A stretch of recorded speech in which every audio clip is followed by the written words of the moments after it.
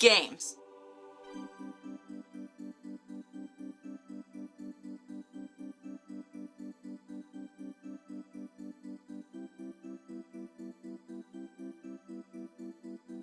Hi guys, this is Val from valkayink, and today I want to talk about my favorite games from 2018 that I played this year. These weren't necessarily released in this year, but I finally got to play and enjoy them thoroughly this year. First up, I want to talk about Layton! Okay, this isn't our normal professor, you know, she's a cutie. This is Catriel. She's also my new anime wife. Anyway, this is Layton's Mystery Journey, Catriel and the Millionaire's Conspiracy. I never remember that title, but I do love this game.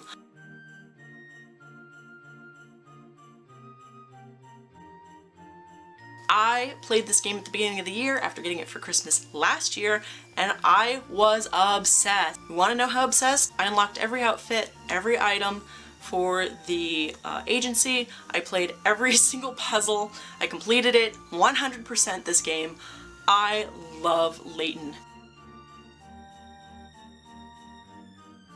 It's pretty much a well-known fact if you've seen my room tour or if you've seen me on Twitter, you know that I love Professor Layton. This game series has just been integral to my life for the longest time. Basically everything from the interesting puzzles to the unique little characters to the entire world that you get to traverse. I love these games. They mean so much to me, and this one was a different departure. Instead of one big overarching mystery, there is an overarching thread about the mystery of Catriel herself and her connection to Professor Layton, but instead she actually tackles a lot of mini mysteries, meaning all of these different chapters are their own mystery. So instead of feeling bogged down by this giant mystery that keeps getting interrupted by things, you get separate mysteries. This is really interesting because some of them you fall in love with and think, wow, that was a really cool and interesting mystery, while others you can kind of predict. You know, the river one was easy. It was a stunt. Could have been better. Next up, I got to play Ni no Kuni 2. I love the original Ni no Kuni. They are some of the most fun characters I've ever encountered in a video game. I loved all of the little cutscenes, all the Studio Ghibli inspired characters, you know, one of the studios that worked on this alongside Level 5. Just everything from all the little monster designs. I love Ni no Kuni. Ni no Kuni 2 is a little different. They've thrown out the whole monster rancher thing, and now you are a prince who has to build up a town and use an army. I didn't like those parts. However, I will say there is a really cute little story in this. I wasn't so into it at first. It starts out with President Man blowing up and being sent to a fantasy world where he then has a gun, which hilarious, don't get me wrong, but a little shocking. Anyway, they end up working that into the story very well, and by the end I was very satisfied with this story and I really fell in love with the characters. Now, the parts that were the most interesting to me of this game were the main quest, where you're actually pushing the characters into new areas, encountering new monsters, meeting new characters, going into new towns and finding new items. That was aces in my book.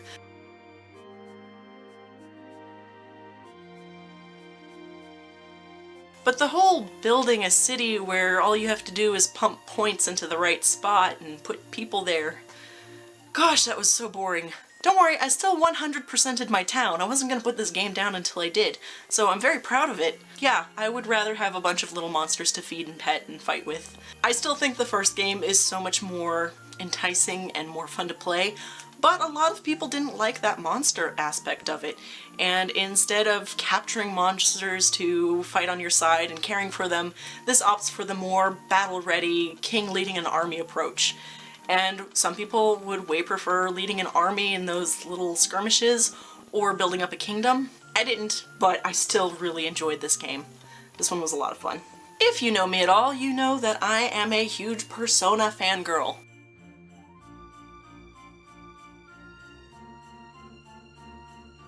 Specifically for Persona 4, but my first Persona game was Persona 3. I also played the FES and the PSP versions of Persona 3. What can I say? Persona, and specifically Shin Megami Tensei games, are my jam. I really like Nocturne. Has anyone else played Nocturne? Anyway, Persona 5 I actually pre-ordered and got the box, moved, got a PS4, and then I was finally able to play.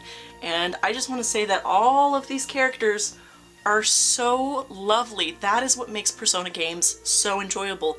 You really get a sense of each character, interacting with them, understanding their motivations, and working together as a team to complete this mystery.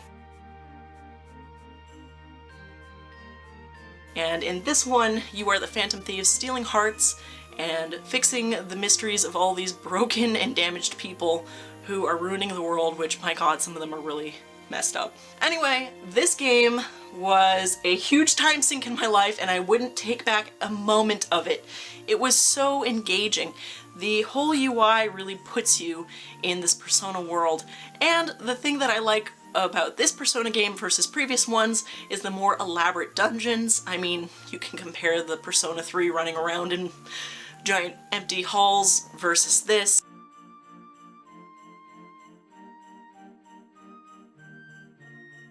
This one's just a little bit more. It seems as Persona goes on as a series, it builds and becomes something more and more and more. And I'm really curious if we ever do get a Persona 6, how they would build on what they've done with this game. I've fallen completely in love with it, and I'm probably going to beat it a second time. I've already started my second playthrough. I've been playing Nioh. Nioh, or Neo. I don't know, I like to say Neo. This game is another Dark Souls type game. Now, I'm a huge fan of Dark Souls. I really like Bloodborne. This is basically those game mechanics, but set in feudal Japan with this amazing little guy who is William. William is an Irish-born sailor who travels to Japan to regain his spirit that was stolen from him. And in doing so, he has to fight demons along the way.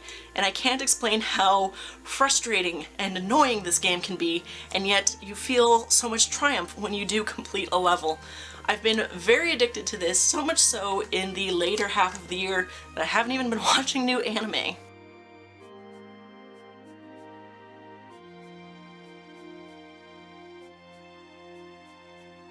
Anyway, if you love feudal Japan, if you love a challenging game and you want to see some amazing graphics, I suggest Nioh.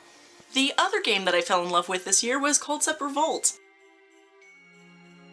I bought this on a whim. This whole collector set was only $25 on sale in the summer on Amazon, and it just looked interesting. And boy, is it ever interesting.